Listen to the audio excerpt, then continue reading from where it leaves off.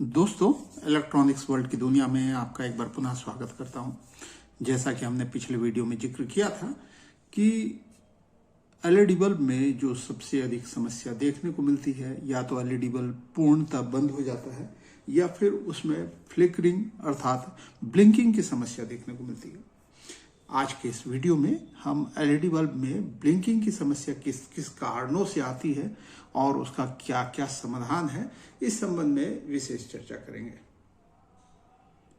दोस्तों, ये LED bulb है और जब ये अपने पूरे एफिशिएंसी के साथ प्रकाश देती है तो बल्ब अपने वॉटेज के हिसाब से रोशनी आपको प्रदान करती है।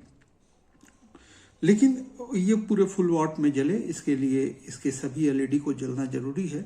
और जैसा कि मैंने अपने पिछले वीडियो में बताया था कि हर एलईडी की अपनी एक निश्चित वोल्टेज और एक निश्चित मिली एम्पेयर की मात्रा होती है। उस एलईडी को अगर इस ड्राइवर के द्वारा निश्चित मिली एम्पेयर और निश्चित वोल्टेज की आपूर्ति की जाए, उस कंडीशन में आपको रोशनी पूरी मिलती है। लेकिन अक्सर हाँ समस्या आती है ब्लिंकिंग की। ब्लिंकिंग की समस्या क्यों आती है? दोस्तों, अगर आप ध्यान से समझें तो एक बल्ब में ब्लिंकिंग की समस्या मुख्यतः 4 कारणों से आती है, जो सबसे अधिक देखने को मिलता है। पहली कारण यह है कि अगर इस 9 वाट के बल्ब में, जैसा कि पूरी 9 एलईडी लगी हुई है, प्रत्येक एलईडी 1 वाट की है या फिर जितने भी वाट की एलईडी हो, चूंकि ये एक सीरीज की है, अगर पूरे एक सीरीज के बीच में कोई भी एक एलईडी इस कदर डैमेज हो जाए कि वो वोल्टेज को तो पास ऑन करती है बट उसकी जलने की क्षमता कम हो जाती है। अर्थात जब पूरे एलईडी को एक निश्चित वोल्टेज और निश्चित मिली एम्पेयर की मात्रा नहीं मिल पाती है, उसी कंडीशन में वो ब्लिंकिंग करती है। अगर सीरीज के बीच का कोई बल्ब आधा खराब हो जाए, वो कुछ वोल्ट पास ऑन करे और पूरी तरह से प्रकाशित ना हो पाए, उस कंडीशन में ब्लिंकिंग की प्रॉब्लम आती है। ये एमसीपीसीबी में आने वाली प्रॉब्लम को मैं बता रहा हूं। आप उस कंडीशन में अगर सभी बल्ब आपकी जल रही है और कोई एक बल्ब हल्की जल रही है, तो आप उस पर चिमटी लगाकर ये देख सकते हैं कि आपकी बल्ब जल उठेगी। लेकिन ऐसा तभी संभव हो पाता है जब पूरे सीरीज में कोई एक बल्ब खराब हो। एक से अधिक खराब हो जाए बल्ब, तो फिर चिमटी की जो उपाय है वो खत्म हो जाती है। उस कंडीशन में आपको एलईडी टेस्टर के माध्यम से प्रत्येक बल्ब को ये चेक करना होगा कि वो अपने निश्चित वोल्टेज को ले रही है और नहीं। जैसे ये 9 वोल्ट की एलईडी है, तो इसको जलने के लिए जब एलईडी टेस्टर के माध्यम से आप इसको चेक करिएगा तो एक एलईडी पे आपको पूरा 9 वोल्ट का कंजम्पशन दिखाएगा। अगर ये ठीक ठाक 9 वोल्ट का सभी में कंजम्पशन दिखा रहा है और वो ठीक से प्रकाशित हो रही है, तब प्रॉब्लम आ जाती है ड्राइवर की। जैसा कि मैंने अपने पिछले वीडियो में ये भी बताया आपको कि एक बल्ब को खोलने की क्या प्रक्रिया है। बड़ा ही आसान तरीका मैंने बताया, और उस तरीके से यदि आप बल्ब पे काम करते हैं तो बल्ब आपकी पूरी साबुत रहती है, कहीं कोई दाग, कहीं कोई तोड़ फोड़ की निशान नहीं बनती है। दोस्तों, ये वही बल्ब है जिसे मैंने आपके सामने एक बार खोला था और खोलने के बाद फिट भी किया था। आप देख सकते हैं इसकी कंडीशन अभी भी वैसी ही है। ये आपको दिखाने के लिए मैं रखा हुआ हूँ। अब अगर एमसीपीसीबी की प्रॉब्लम नहीं है तो फिर प्रॉब्लम कहाँ है?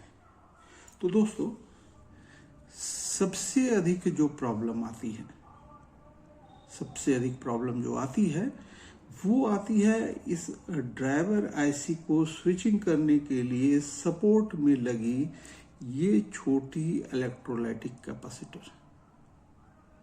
ये कैपेसिटर की जब क्षमता कम हो जाती है तो ये स्विचिंग में सपोर्ट नहीं कर पाती है। उस कंडीशन से क्या होता है, इसको एमसीपीसीबी को पूरी वोल्टेज और मिली एम्पेयर की प्राप्ति नहीं हो पाती है, तब भी ब्लिंकिंग चालू हो जाती है। और दोस्तों, अगर आप देखिएगा तो ये जो इलेक्ट्रोलाइटिक कैपेसिटर है छोटी वाली, जो कि 4.750 वोल्ट की होती है, आप देख सकते हैं, मैं दिखा रहा हूँ, ये 4.7 63 वोल्ट समथिंग है।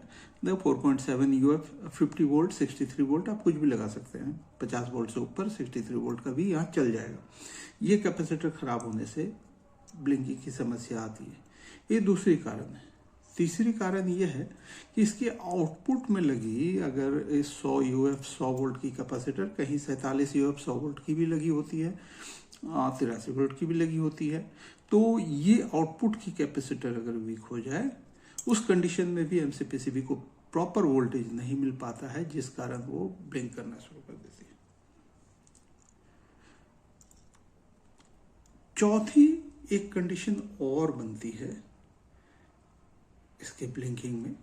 आप देखेंगे कि ये इलेक्ट्रोलाइटिक कैपेसिटर जो मैंने बताया वो आईसी के 2 नंबर और 3 नंबर पिन से कनेक्टेड है, लेकिन यहीं आप देखिएगा तो 1 नंबर पिन से एक एसएमडी कैपेसिटर भी कनेक्टेड है। कभी कभी इस कैपेसिटर में भी प्रॉब्लम आती है तो ब्लिंकिंग की समस्या हो जाती है। बट सबसे पहले आपको देखना ये होगा कि बल्ब को जब आप खोलते हैं तो खोलने के बाद इसे सीरीज पे लगाकर इसके प्लस और माइनस पे डीसी वोल्ट सेलेक्ट करके मल्टीमीटर से आपको चेक करना होगा कि ये प्रॉपर वोल्ट एलईडी के हिसाब से दे रही है कि नहीं। अब जैसे यहाँ 9 एलईडी है सीरीज में, तो 9 9 81 वोल्ट, मैंने 81 प्लस वोल्ट आना चाहिए। 90 भी आ सकता है, 100 भी आ सकता है, 110 भी आ सकता है। जब लोड पे जाती है तो फिर वोल्टेज अपने एलईडी के हिसाब से ये एडजस्ट करती है। तो ये 80 से कम नहीं होनी चाहिए, 81 से, सॉरी 81 से कम नहीं होनी चाहिए, 81 से ऊपर ही होगी। उस कंडीशन में ये आप समझ सकते हैं कि 81 से अगर ऊपर वोल्टेज चल रही है 100 के लगभग में, तो ये ड्राइवर सही है, फिर आपका प्रॉब्लम एमसीपीसीबी में। और अगर यहाँ वोल्टेज की मात्रा में ही गड़बड़ा आपको मिलता है तब आप ड्राइवर पे काम कर सकते हैं।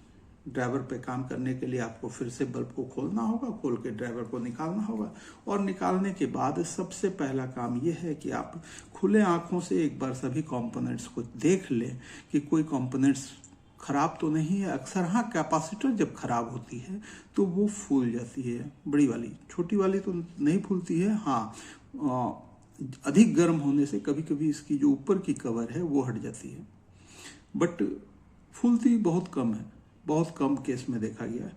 तो ये तो 4.7 63 वोल्ट जो है, इसको सबसे पहले आप चेंज करके देख लीजिए। अगर ये चेंज करने से आपका कंडीशन ठीक है तो ठीक है, अदरवाइज सेकंड में ये आती है 1 नंबर पिन पर ये एसएमडी कैपेसिटर लगी हुई है, इसको भी आप चेंज कर सकते हैं, इसको चेंज करके देख सकते हैं। और यहाँ अगर आपके पास एसएमडी कैपेसिटर नहीं है तो यहाँ आप इलेक्ट्रोलाइटिक कैपेसिटर यूज कर सकते हैं।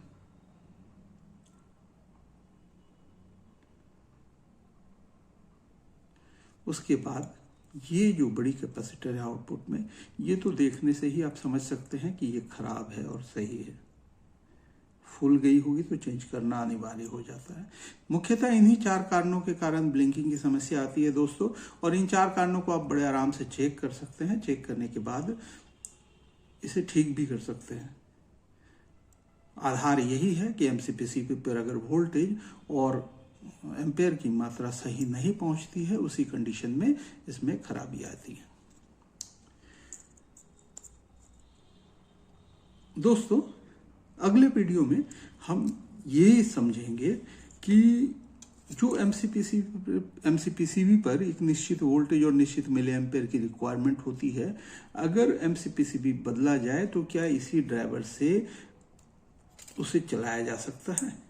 क्या इसके वोल्टेज और एम्पेयर के साथ बदलाव लाया जा सकता है? तो किस तरह से हम इसके एम्पेयर पे बदलाव ला सकते हैं? एम्पेयर मिली एम्पेयर जो इसकी है, जैसा कि मैंने पिछले वीडियो में चेक किया था तो आप देखे थे इसमें 135 137 मिली एम्पेयर की आउटपुट हो रही थी।